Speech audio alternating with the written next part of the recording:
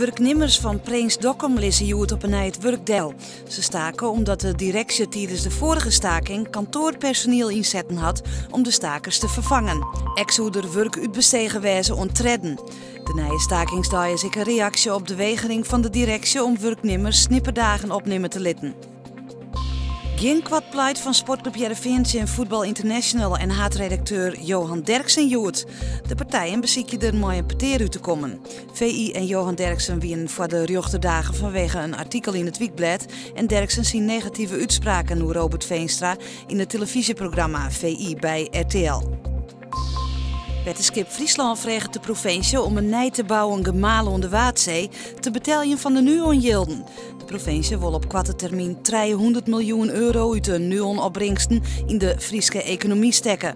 Het nieuwe gemaal kost het 120 miljoen euro en zo in 2020 bouwd worden kunnen. Bilderberg Hotel Lauswold in Beezersweg is net het skienste hotel van Nederland. Die ere gie just naar een hotel in Amsterdam. Lauswold jerde bij de 6 kandidaten die voor de titel in de beneming kwamen. In totaal joegen 24 hotels haar op voor de wedstrijd. Die waard houden om te aan aan het werk van huishoudelijk personeel van een hotel. Ik joen vannacht nog sneeuw of licht sneeuw. De temperatuur leidt krek boven 0, dus stiet een krachtige onthudde zuidenwind. Monier eerst nog even zinnen, maar in het watergebied ook nog even rein. Verder droog en meest bewolken. Het wordt zo'n of 8 graden en er stiet een krachtige zuidenwind.